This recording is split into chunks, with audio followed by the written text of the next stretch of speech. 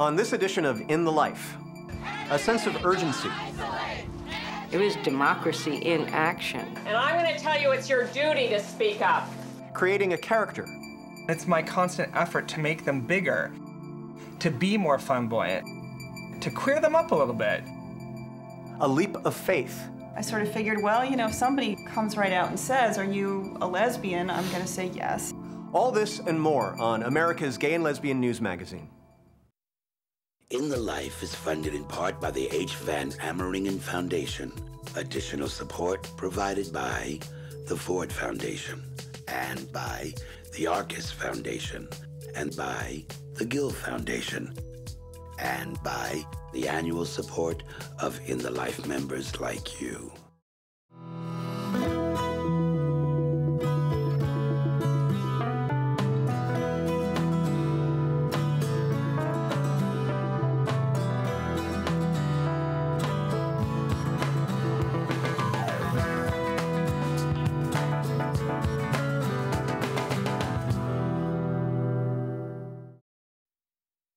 Welcome to In the Life. I'm Anthony Rapp, and I'm excited to introduce you to some extraordinary people on tonight's program. Our first segment takes us back to the early 1980s, a time when lesbians and gay men appeared to be worlds apart. Their politics were different. They socialized separately. But then AIDS hit. The urgency of this crisis spurred many lesbians to join forces with their gay brothers to fight this disease. In 1987, the organization ACT UP was born out of anger at the government's passive response to AIDS. ACT UP quickly gained a reputation for its in-your-face, aggressive tactics. Started by a small group of gay men, ACT UP soon became a home for lesbians who quickly understood that AIDS would spread beyond the gay community. Together, the men and women of ACT UP collaborated and forever changed our understanding of AIDS and the nature of what queer politics could be. Tonight, we feature the stories of some of the remarkable women who embraced the AIDS crisis as their own.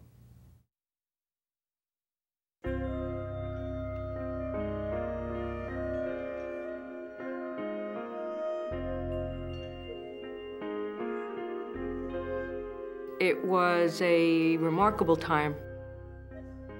We were coming off of the sexual liberation of the 70s and gay lib and feminism. I had been demonstrating against the Vietnam War in the late 60s and in the feminist movement in the 70s. I was starting to see friends get sick. Gay men were just dying in alarmingly growing numbers. People were sick and dying in shame. No one knew how you got HIV.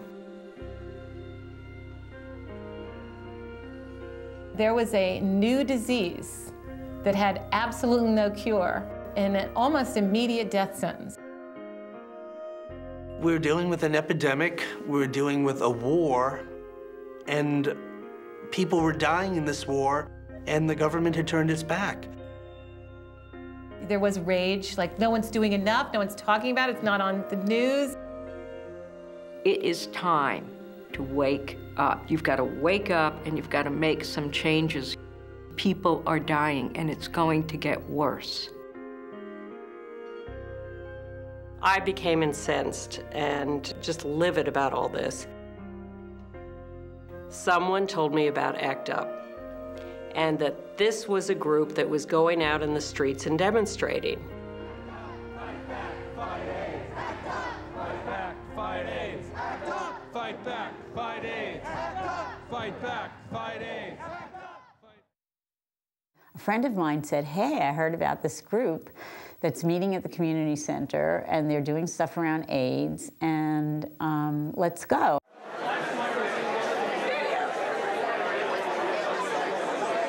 And I walk into this room, and it's got 400 men and like 4 visible women, 2 of whom are straight. And I went like, okay, what is this about? Less than 12 hours from now, we are going to be taking over City Hall. I was impressed by the energy, by the dedication, by the intensity, by the ideas. One idea a minute. It seemed like chaos initially at those meetings. Very voluble, very dramatic, people screaming out stuff. Everybody could say what they wanted. No one was in charge. There was no leadership hierarchy. And that was kind of the beauty of it. It was democracy in action. Let us celebrate together tonight the end of the last day on which Ed Koch can tell himself that the communities which are being decimated by this epidemic are so weak and so divided among themselves that he can keep serving us this kind of Tomorrow morning, he will begin to learn the truth.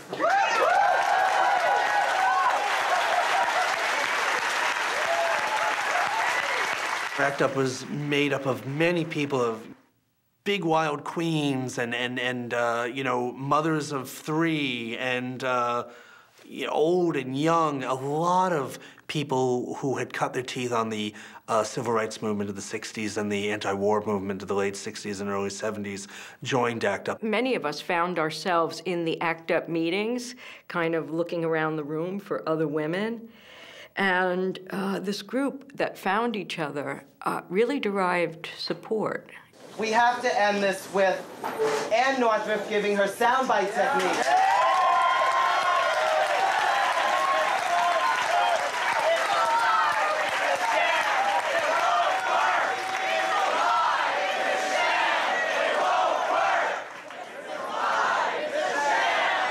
There definitely were other women, because that's what I was fascinated by. I saw Ann Northrup. And of course, there are unrealistic expectations that I won't be able to fulfill.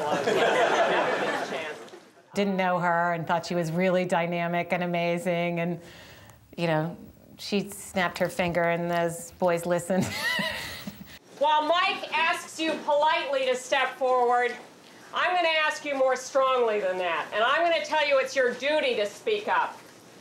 You must represent yourselves, and you must speak directly to the public. We cannot be intermediaries and have an effect. You have to speak directly. So please. The beauty of ACT UP was that it was one of the few places where a room full of men would actually listen to women and ask us for guidance and education and help. Every time a new lesbian would come in, we would say, hi. We'd sort of bring her over, okay. And then one night we decided that we would just have dinner together to talk about why we were in ACT UP. Why were a bunch of lesbians in ACT UP doing work around AIDS? I know what brought me there was homophobia, the fear of it, the real exhibition of how blatant homophobia was because of the way it was operating for the gay men I saw who were sick. For me, it really was about my understanding of the larger issues, that this was, in fact, exactly like the U.S. government waging the Vietnam War or the issues in the feminist movement. It was about the government letting people die. Although each woman had her own motivation to join ACT UP, as a group, they shared a common goal: to let the world know that women get AIDS too. Nobody was talking about women with HIV. No one. No one. And even though the first cases of women with HIV were found at exactly the same year as the cases for men. And that burned us up. I mean, you know, the fact is that women were being overlooked in this epidemic. One day after an ACT UP meeting, we were sitting in a diner, we being this group of women who had found each other on the floor of ACT UP. And as we were sitting there talking, someone came in with the current edition of Cosmo and said, oh my God, you know, they dropped it on the table and they said, I can't believe this. The article was basically saying straight women with male partners who have unprotected sex don't need to worry about ever getting AIDS. Even if you had sex with someone who was positive, it went so far as to say. The women of ACT UP immediately scheduled a meeting with Dr. Robert Gould. a psychiatrist, and the author of the Cosmopolitan article. An ACT UP member videotaped this session. Why did you choose Cosmopolitan as the place to do this when you knew there would not be the possibility of substantiating some of your claims with the kind of footnoting and bibliography that is crucial to any kind of serious work on this issue? Purely fortuitous. Myra Appleton, who is the article's editor, is a good friend of mine. She knows my thinking when we talked about things at dinner, one thing or another, and she said, you know, I think this would be a good piece for our readers. And I thought about Cosmo, and we would always give those people in power a chance to say, okay, we're just going to change it. You know, instead of like immediately having a demonstration, we would say, well, maybe you can talk to them. Let's see. Can I just quote from your article? You say, can recurrent sexual activity with a person who does carry the AIDS virus cause you to develop AIDS? Not if you subscribe to the theory, supported by considerable fact, which I have just put forward, that you don't get AIDS from sexual activity with a man who has the disease or carries the virus unless you engage in anal sex or there is an open lesion in the vagina when you are having vaginal intercourse. That's wrong. it's a different point of view. I really am convinced from all the people I've talked to and all the work that I have gone over that I am not on the wrong track. I do happen to think that the statement about... The women of ACT UP demanded a formal retraction by Dr. Gould in Cosmopolitan magazine. Their demand was denied. And right then and there, we started putting together an action to protest Cosmopolitan magazine for running this article.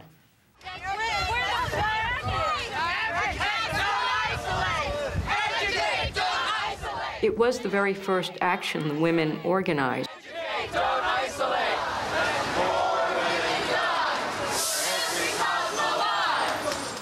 So we picketed in front of the Cosmo building, and we kept trying to get in. We want action! Bring the retraction! We want action! Bring the retraction!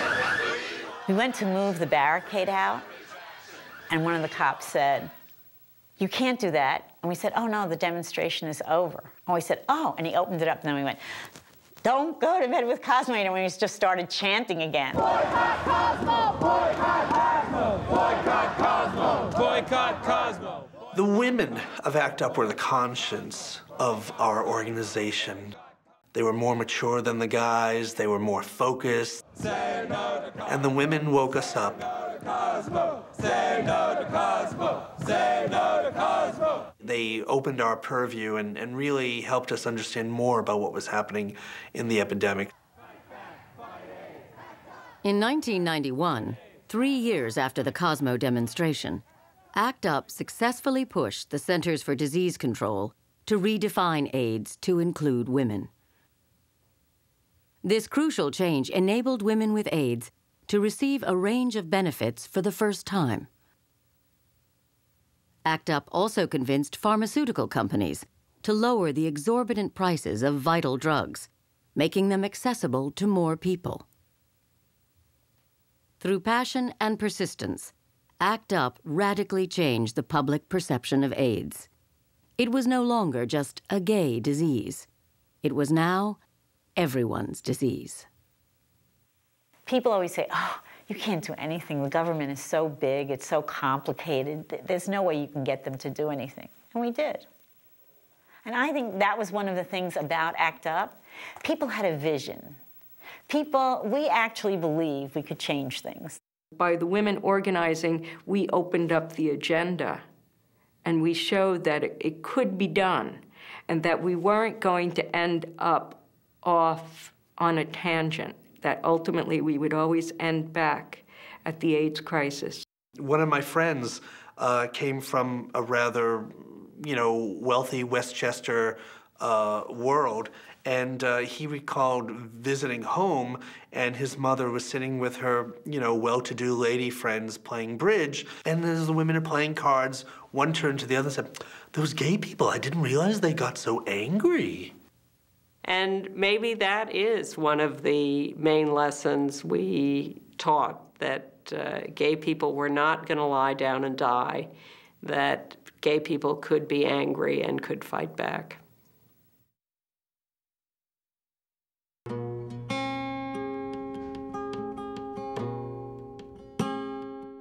I was growing up in Mississippi, and I had never met anyone in my life who was gay, who was under the age of maybe 50, especially someone who wasn't just alone. So I never really thought of that like being a possibility for me to actually come out and then have relationships and anything like that. And so I was 15, I was really angsty about it. I was not happy. And one day my mother kind of pulled me aside and said, I think there's something wrong with you, and I think you're not telling me what it is, but I think you want to tell me. And I was just sitting in the kitchen with my sister, and my mom was like doing the dishes or something like that, and I said, out of nowhere, it just came out, and I just said, you know, I like girls, right, Mom? And she turned around and she said, what? She said, what? And she had this smile that she gets on her face, which is just so loving. And I knew at that moment that it would be okay. I just never wanted to say the words, I'm gay. I figured that would be really hard. So I wanted her to say it for me and for me to agree. And so she wouldn't do that. She just said, no, I want you to tell me. And I said, I don't think I can do that. And then I cried, and then she cried, and then I started crying more because I realized I was trying to say it and I couldn't say it. And then finally I said, I think you know that I am gay. And she looked at me and she cried and she said, I'm so glad you're not pregnant.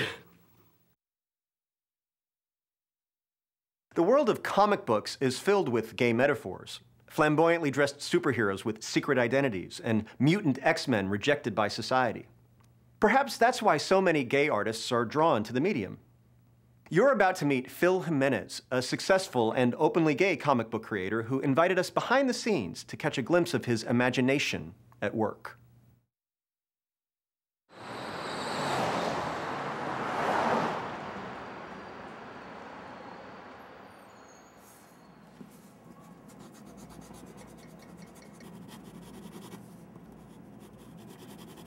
Some people think of comics as the trashiest of art forms or not even an art form. To me, they're modern myths, and I think they have all the same power as ancient myths to inspire hope and heroism. And it's incredible to be a part of that.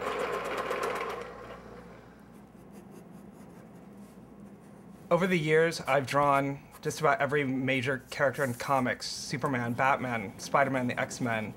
But my favorite will always be Wonder Woman. Wonder Woman is Princess of the Amazons, raised on this island of women called Paradise Island. A lesbian haven, many would think.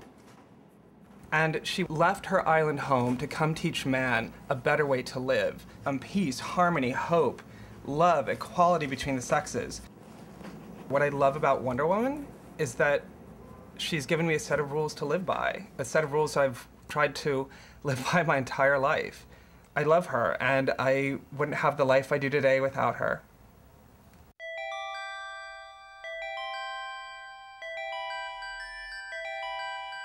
Do you remember, do you remember, do you remember, do you remember,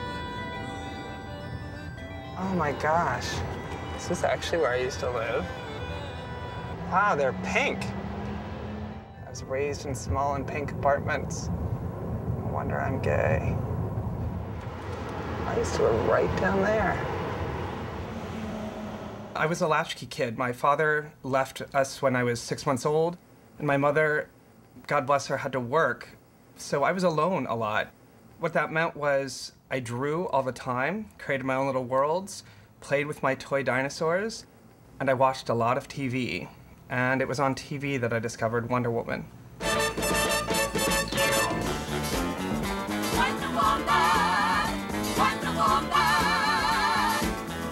All the world is waiting. You wanted to reach out and touch her. She was amazing.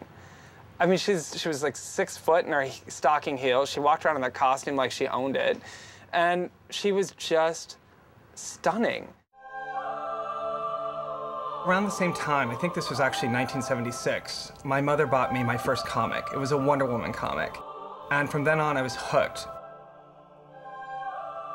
Wonder Woman was a sexual figure with extreme power.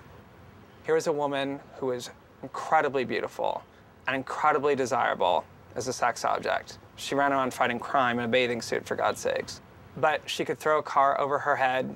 She could kill a Medusa with her bare hands. And then she would go home to her CIA secret agent boyfriend, Steve Trevor. It was something that I think I could relate to, even though I'm not sure at 6 I could ever tell you why.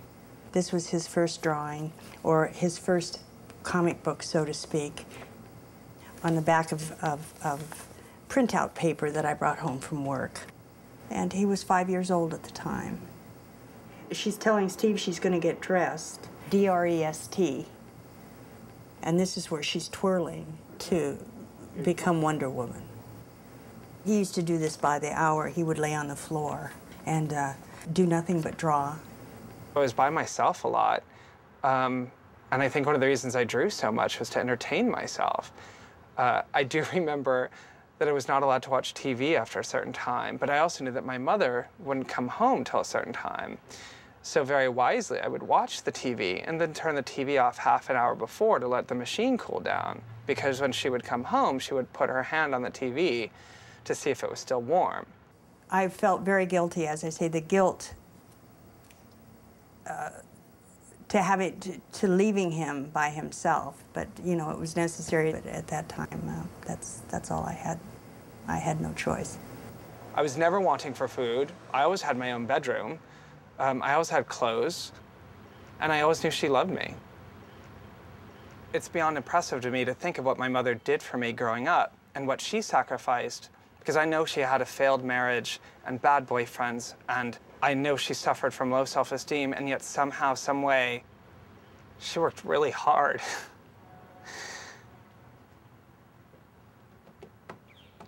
To make sure that I could live in those little pink apartments over there.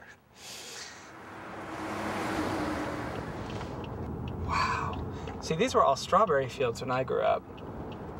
It's just mini mall after mini mall and chain store after chain store. And whenever I see a movie like Star Wars or Lord of the Rings, and I think of these amazing, beautiful worlds, and then I look around here and I think, why don't we have that?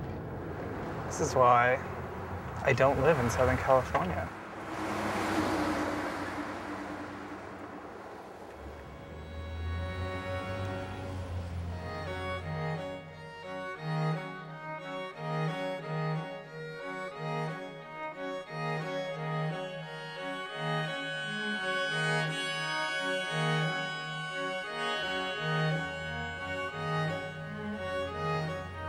I was completely fascinated by extinct animals, dinosaurs, mammals, saber-toothed, mammoths, tyrannosaurs. It didn't matter. If it was big, if it was scary, I loved it. My grandparents and my mother would take me here to La Brea Tar Pits, and they would let me roam. And it was a place they would know I would go, and I would sit, and I would draw. I would run around the museum and look at these ancient extinct animals. Whenever I come back here, it feels like home. When I started drawing my own series, Otherworld, I came back here and I took tons of reference photos.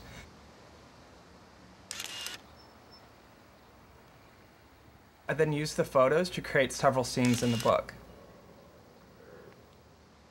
And I knew that right there in the sky above is where I wanted my villains to come crashing through a door and attack the heroes right over there on this hill. By the time I got to high school, I knew I was different. I knew I was gay. It certainly wasn't something I was ready to tell anyone. Here we go, gentlemen. Cypress High School, home of the Centurions. And as Obi-Wan Kenobi once said, you'll never find a more wretched hive of scum and villainy. You must be cautious. And because I could draw, I was friends with all the different cliques, and there were definitely cliques here. I drew unicorns for the girls and dragons for really cute boys. Oh, it turns out we're not so cute at my high school reunion. I think they peaked at about 17. Looking back on the coming out process, and mine was certainly stifled, one of the things I realized I did was turn all of my high school crushes into comic characters. I think it was a way to work through those crushes and create gifts for people and give signs of my affection without actually touching them, doing it in a really safe way. So by the end of high school, I had made over 50 or 60 comics for a teacher, a friend of mine, and 2 attorneys I'd worked with on a mock trial team. And I created these elaborate stories for them. And then looking back on it, I realized that in all those comics, their wives were always getting kidnapped, and the kids were usually off stage, and their shirts were getting ripped off, and somehow I always managed to be in those comics. If I didn't know exactly what I was doing, they would have to be idiots not to. But I commend them because they put up with it and they tolerated it. They could have easily brushed me off, they could have rejected me and just told me to go away, but instead they encouraged me. They let me draw for them. In many ways, these 3 men gave me a really big gift and allowed me to be, and that's actually, I'm not sure any of them actually know that.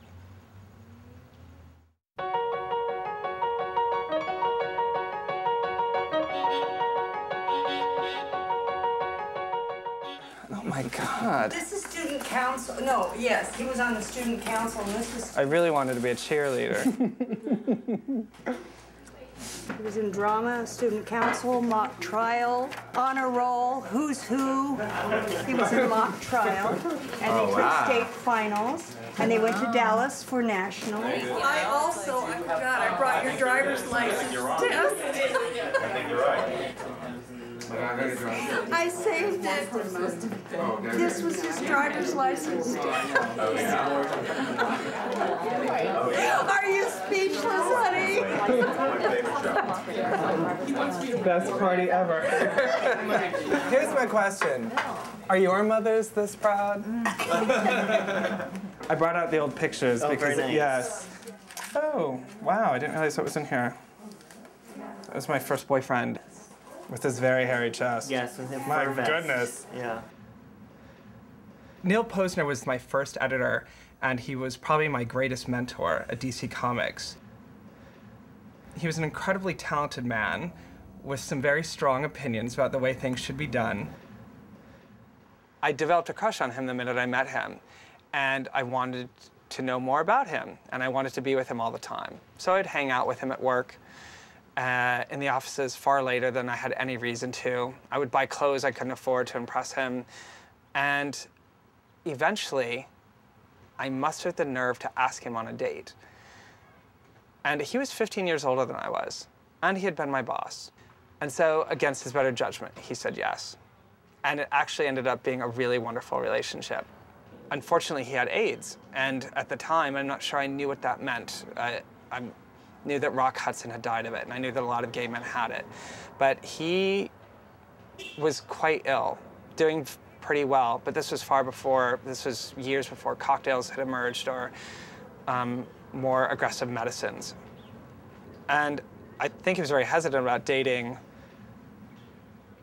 someone so young, someone who's HIV negative, someone he had hired, for many reasons, aside from the fear of giving me HIV. I think he was afraid that if he told me, I would leave him. And the funny thing is, I think when you're that young and that romantic, it doesn't occur to you. You're in love with this person, and this is what you do. And so I stayed with him, and I was his caretaker until he died. And the funny part about this, if such a thing can be said, is that nobody at DC knew that we were together. They just knew that we were really good friends. And so at his funeral, a Jewish funeral at the Riverside Memorial on 75th Street, the rabbi was thanking all of these people who had taken care of him in the hospital. And at the end, the rabbi said, and his partner, Phil Jimenez. and I could literally feel the rush of air as heads in the audience from DC Comics turned to look back at me because no one knew. Before he died, Neil worked on a really famous version of Aquaman in the mid-'80s. After Neil died, I was given the opportunity to take Aquaman's sidekick, Aqualad, and turn him into a more powerful hero called Tempest. I dedicated that miniseries to Neil, and on the back page, I came out publicly to the readers and to the people that supported the series, and I wrote openly about my relationship with Neil. He was the first man I ever asked out on a date. He was my first boyfriend. He was the first person I'd ever watched live with and die from complications from AIDS. It pretty much sucks that I can't tell him I love you face to face anymore, or hear him laugh, or teach him how to swim, or read old Legion of Superhero stories with him. His life and death moved a number of people. I'm not sure if he could fathom or believe how many. And every positive contribution I make to comics is inspired by and for him, wherever he is.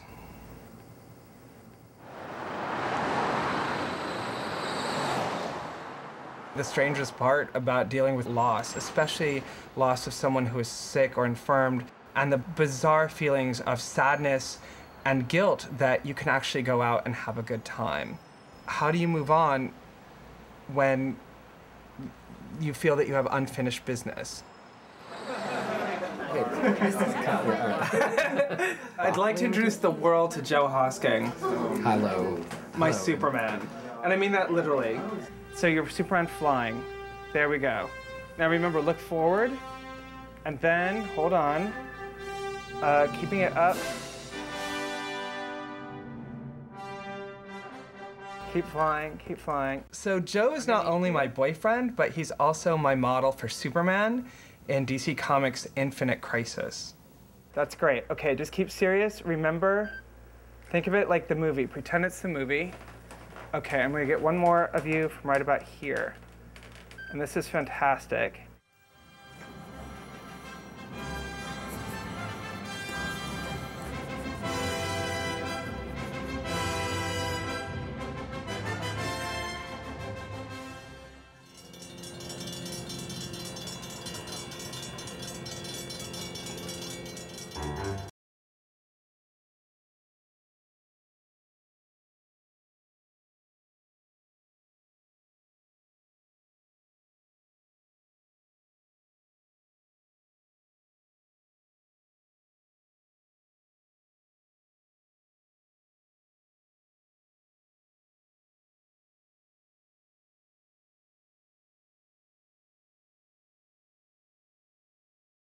We're all here because we love comic books, we love superheroes, we love science fiction. We're all here because in many ways we're outsiders in our own lives, and here we're the ultimate insiders. In 2000, I was given the opportunity to write and draw Wonder Woman's adventures during her 60th anniversary. This was the chance of a lifetime. It literally was the thing I was the most excited to do in my life. Unfortunately, I had a lot of plans for the character that didn't really mesh with what the company wanted, so it turned out to be sort of a bittersweet experience. But I had to remember, I don't own this character. She is the property of Time Warner and DC Comics. I was just borrowing her. Nevertheless, it's my work on Wonder Woman that I'm best known for. Phil Jimenez? Yeah. Hi, how are you? Yeah, this is really good. Can you stand like this? Yeah, so here's my question. I respond to this character so deeply, and I always imagine the character being a little more joyous than a lot of recent depictions of her. I don't want her to go to that dark place. How do you feel about that? I don't think she understands that part of the world, and I hope she never does. Me too. Oh my God, I'm so glad to hear you say that. She wants to be a teacher. She's not about passion. Yes! I'm so excited you just said that. I have a comic in my bag that in case I ran into someone just like you, I could get your autograph. Okay. Yes. Great. You're good to me. A lot of people think, oh, you're famous, or people want your signature, they want your drawing, and I'm like, that's great, and I love it. But when you have your very own Wonder Woman action figure, a very own Superman action figure based on your drawings, that's the cool part. That's the stuff I live for.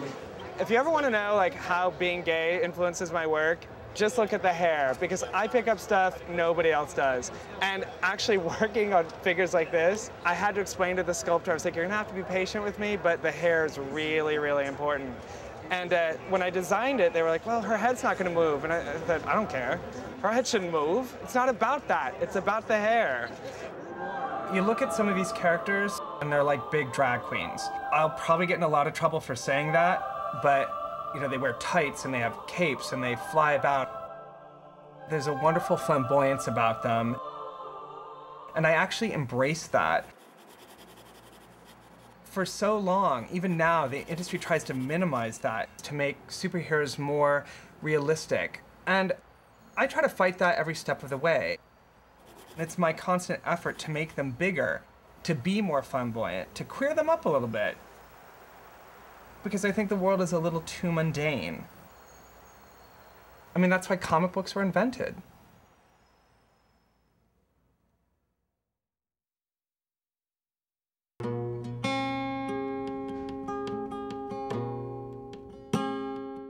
By the time I was a senior in college, nearly all of my friends had come out, and they would sort of sit around and drum their fingers on the arms of the chair and say, well, Harry, well. George W. Bush had just been elected. It was his first address to the nation, and I figured, what better time? We're sitting there, we're watching it, and at a commercial break, I was like, Mom, I have to talk to you about something, and we kept bringing things up, and you know, eventually the topic of gay things, gay people, were just part of it because, you know, there was politics on television and things like that will just eventually come up. And I asked her, I'm like, you know, what would you do if one of your children ended up being gay? Like, have you spoken to Dad about this? Is this something you've actually considered? She's like, yeah, we brought it up, but, you know it hasn't happened. You know, we're not worried about it. And I'm like, well, start worrying, you know. Guess what, Mom? I'm gay. I told my stepfather first. He used to come to the city all the time on business. So he took me out to dinner. And I still remember sitting in a nice Chinese restaurant on the East Side. And, well, I had promised I would explain to him how I could drop out of graduate school and not get drafted, because this is 1968. I finally took a deep breath and said, I'm homosexual, and closed my eyes. I remember doing this quite vividly. And I was rather surprised to open them and discover that nothing had changed. In 2003, veteran husband and wife filmmakers Susan and Alan Raymond spent over a year documenting the daily life of a Methodist church and its parishioners. Initially, they concentrated on the senior pastor who was brand new to the church, but midway through their project, an intriguing character suddenly emerged who grabbed their attention: Associate Pastor Beth Stroud. She was on the brink of telling her congregation that she was gay and in a committed relationship. The stakes were high. Beth Stroud fully understood that her coming out could cost her everything that she'd worked for. Tonight, we feature excerpts from the Raymonds' compelling documentary, The Congregation.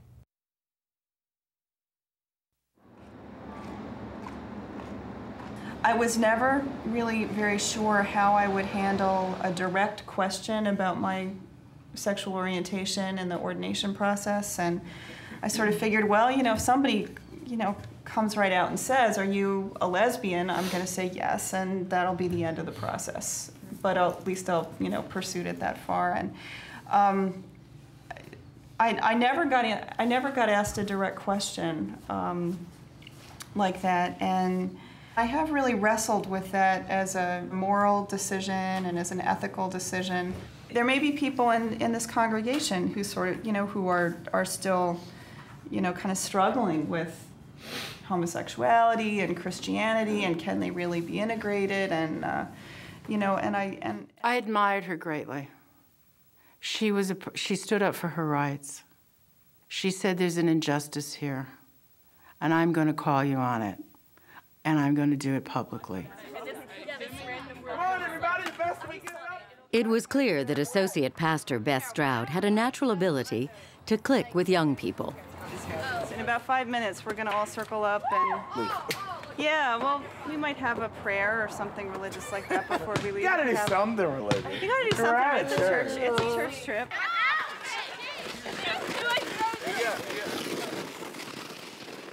One weekend, Beth Stroud took the teenagers on a retreat to discuss their faith. With your group, come up with and write down 4 questions that you would like to ask the adults about their faith. Have you ever questioned your faith? If so, when, why, and for how long? Kind of during and after my first year of seminary. It sort of wasn't what I expected. And I ended up dropping out for a year. And during the year I dropped out, I was involved in New York City in an AIDS activist group.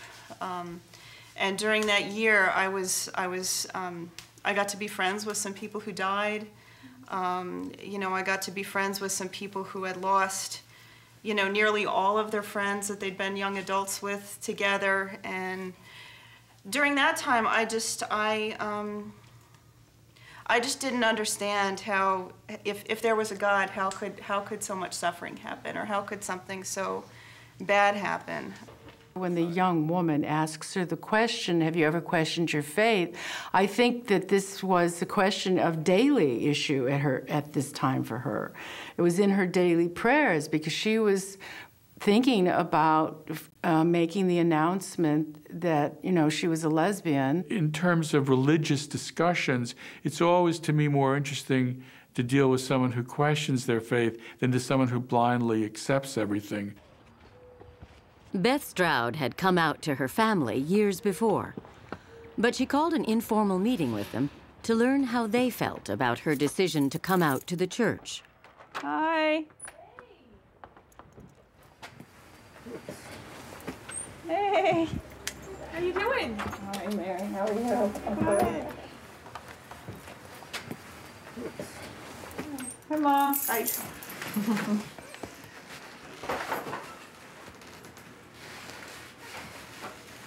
How are you? I'm tired.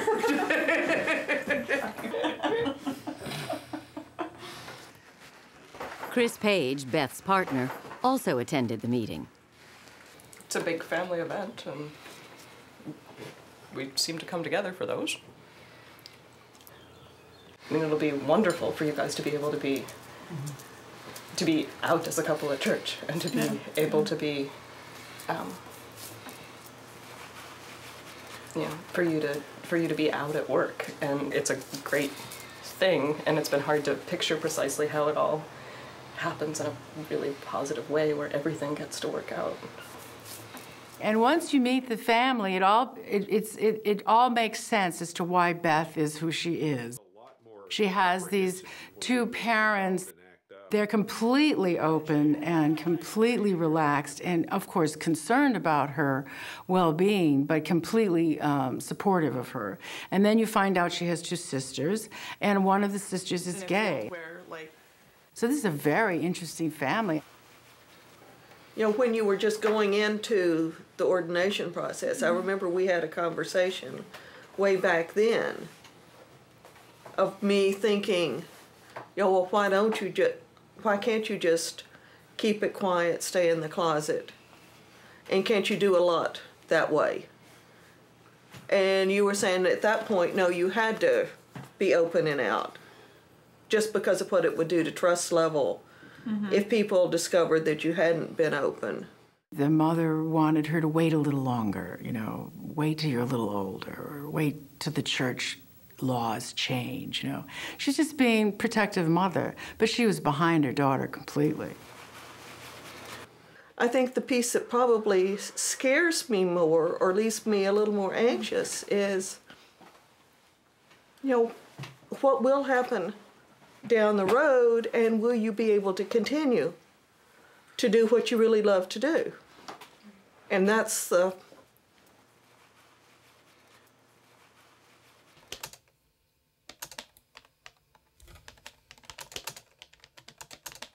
The night before she was to reveal her secret, Beth struggled to set the appropriate tone for her sermon.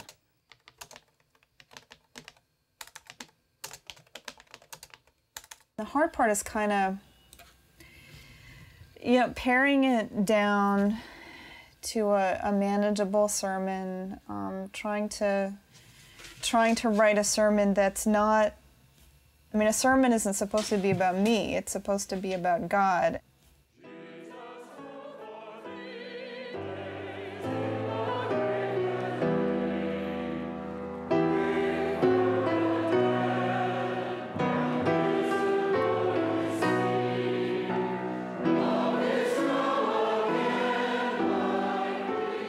The entire church was full.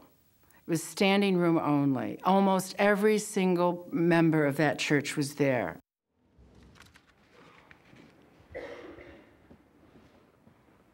I want to take my experience of the risen Christ out of the locked room, out of the closet, and into the world where everyone can see it. I want to walk in the light so that Christ might be revealed in my life. I know that by telling the truth about myself, I risk losing my credentials as an ordained United Methodist minister. And that would be a huge loss for me. But I have realized that not telling the whole truth about myself has been holding me back in my faith. I've come to a place where my discipleship, my walk with Christ, requires telling the whole truth and paying whatever price truthfulness requires. I don't feel afraid. As we enter into this time of risk and uncertainty together, there are a few things that I want to tell you. First of all, I want to tell you about a very important person that most of you haven't had a chance to know, and that person is my partner, Chris Page. Chris and I have lived together in a covenant relationship for 2.5 years. More than anyone else in my life, Chris embodies grace and love and discipleship for me. She prays for me, and I pray for her. Chris is understandably nervous about becoming known as a minister's wife.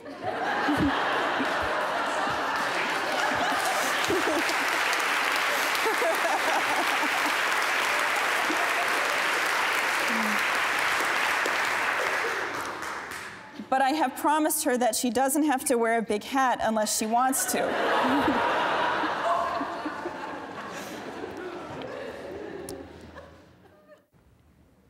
Despite all of the rules and locked doors and prohibitions, here I am for this Sunday at least, and perhaps for many months to come, your openly lesbian, fully credentialed United Methodist pastor.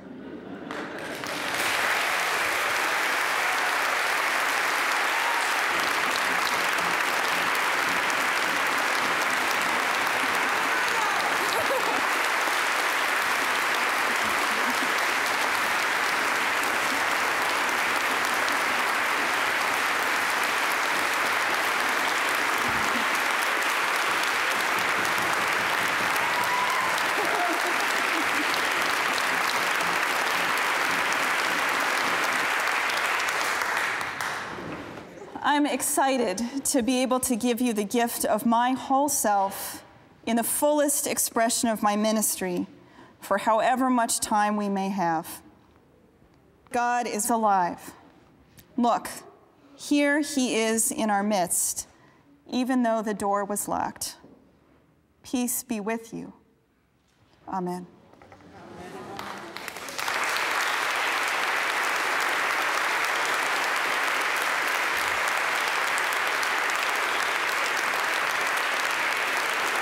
The real surprise is that she gets a standing ovation. The preconception would be she preaches a sermon like this and the audience doesn't really know how to react. And she gave a beautiful, moving sermon from her heart, which absolutely, moved everyone. And I'm so glad to meet you. Beth, you're an inspiration. We really are. Proud to know you. I wish you well. And we're behind you. Beautifully done. It was a great, joyous day. She wasn't just saying, this is my journey, she was saying, this is our journey, and the congregation was incredibly supportive of her. 1 year after the sermon, Beth Stroud's situation dramatically changed. Bishop Weaver of the United Methodist Church filed a formal complaint against Beth for being a self-avowed practicing homosexual. Bishop Weaver scheduled a private meeting with Beth before her trial began. On the one hand, it's okay. This is what I bargained for. This is what I knew would happen when I was ordained. This is what I knew would happen when I preached my sermon. It's okay. You know, I'm at peace with it at some level. But on the other hand, it also comes so much out of this place of not being at peace with it. You know, it's not okay. It's not. I think that Bishop Weaver liked her. And Beth is a very charming person and intense and honest. So I think you have to respond to that honesty, and I think he did. But he, as the head of the church, could not in any way accept her decision. We do not condone the practice of homosexuality, and that grieves me deeply when I think about the pain that struggle has brought you.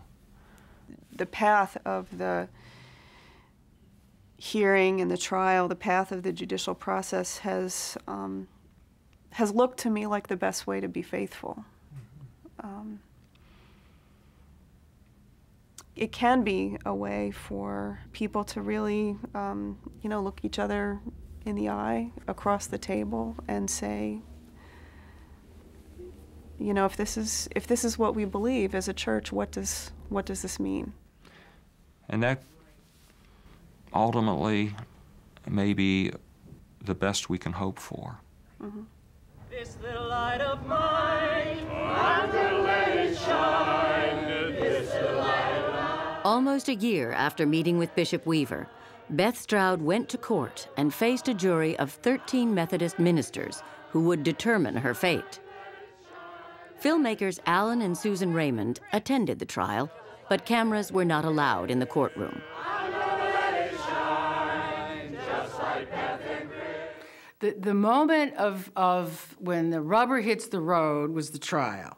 The trial was emotional and cold and businesslike. Everyone was against Beth. Everyone was just like, it really felt like a witch hunt.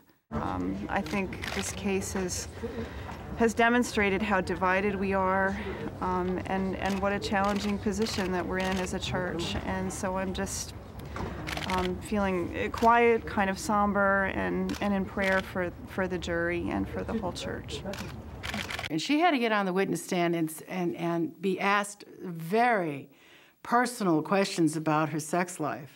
I didn't really understand what the purpose of that was until later someone explained to me that the nail in the coffin for Beth was that she was a practicing homosexual. You've requested the privilege of standing at the time of the reading of the penalty phase.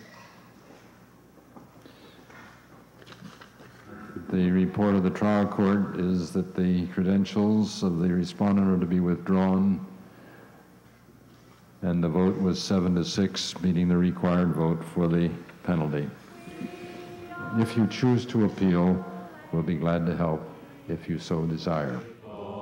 And we are singing. On December 3rd, 2004, the jury of Methodist ministers found Associate Pastor Beth Stroud guilty of violating the church's ban on self-avowed practicing homosexuals in the clergy. Her credentials as a minister were officially revoked.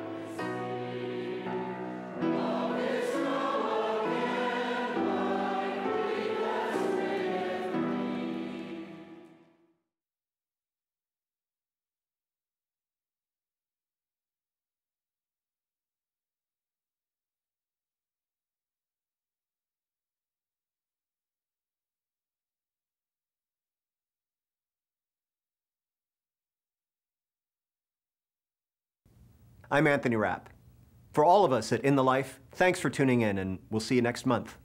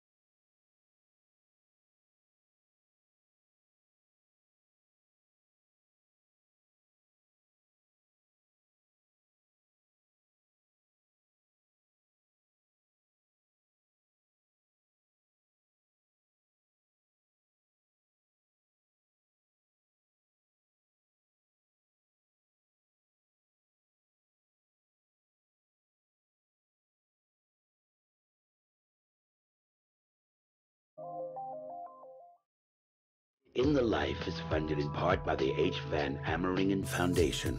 Additional support provided by the Ford Foundation and by the Arcus Foundation and by the Gill Foundation and by the annual support of In the Life members like you.